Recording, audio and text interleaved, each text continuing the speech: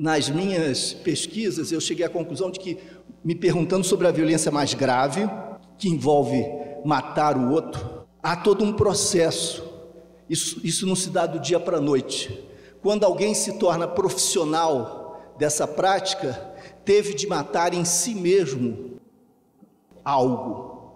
Esse processo de degradação interno que coisifica a vida humana, que banaliza a morte, etc., certamente provém de múltiplas razões e variáveis, etc., mas encontra um gancho numa experiência recorrente dos jovens pobres, quando, além, digamos, da pobreza, das desigualdades de que são vítimas, das exclusões que sofrem, etc., eles são também alvos de preconceito, de estigmas, e experimentam aquilo que eu chamo a invisibilidade social. O que é isso? O jovem que passa pela cidade, que transita nas ruas e se sente ignorado, não visto.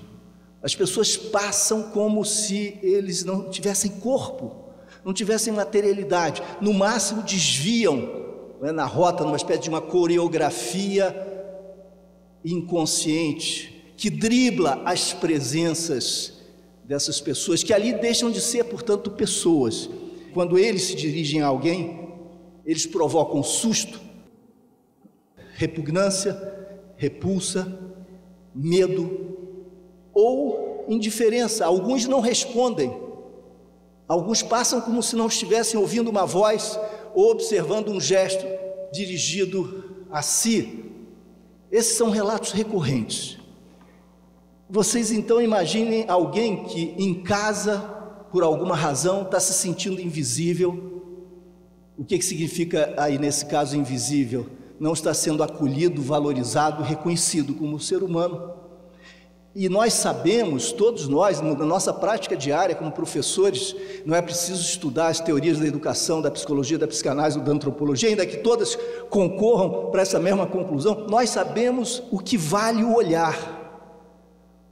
O olhar é absolutamente fundamental, é o nosso alimento mais essencial, porque o olhar vem carregado de emoção, de respeito, reconhecimento, atenção, valorização. Quando eu paro e olho para alguém, mesmo que seja para responder pela hora ou para dizer qual é o destino, qual é a rua, onde é que se dobra para que se chegue a um certo destino, quando eu olho para alguém, eu estou reconhecendo a humanidade desse outro, que passa a estabelecer comigo uma relação interlocucionária ou dialógica entre iguais. Iguais em quê?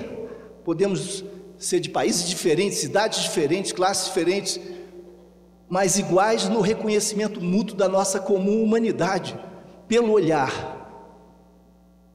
E nós sabemos também que o olhar da mãe, o olhar do pai, ou de quem assume a responsabilidade afetiva, é o olhar constitutivo, não é? Quando vocês olham para mim, eu me sinto honrado, eu sinto que a minha trajetória de vida, de alguma forma, criou algum bem com alguma qualidade humana, de modo a eu merecer esse presente, essa dádiva que vocês me oferecem, que é essa atenção. O olhar alheio, esse olhar do outro, me valoriza como ser humano. E quando eu não reconheço no outro esse espelho que devolve a minha imagem ungida de valor, de afeto, eu me sinto de fato um lixo inexistente, uma sombra, um vazio.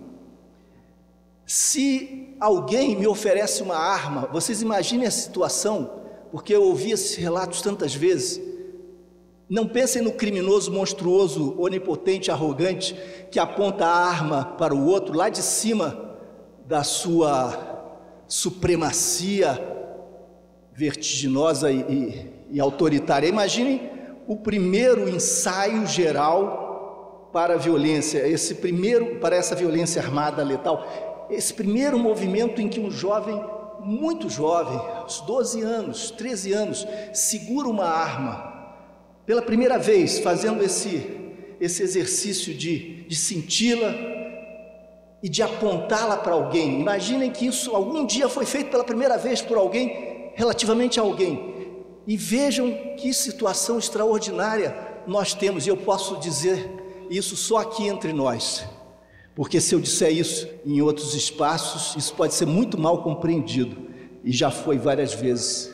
Quando esse jovem pela primeira vez aponta uma arma para alguém, estende também a sua mão na direção desse alguém. Vejam que situação absurda e paradoxal. Como é que alguém com uma arma apontada para uma possível vítima pode estar também estendendo a mão, buscando um laço, um elo, uma conexão, buscando a criação de uma relação qualquer, buscando uma resposta?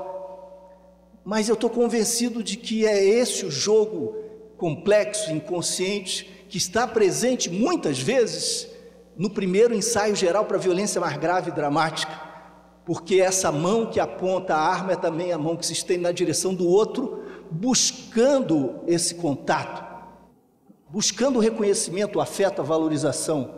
É um clamor que esse menino ou essa menina lançam para nós, do outro lado do abismo, do umbral em que nós estamos, não lá do alto, como eu dizia, da sua onipotência feroz, mas lá do fundo da sua impotência, né, da sua degradada autoestima, do seu desamor por si mesmo, lá do fundo do seu desespero, da sua desesperança. De fato, eu acho que é esse o processo. Mas é claro que é paradoxal, é claro que isso não resolve nada.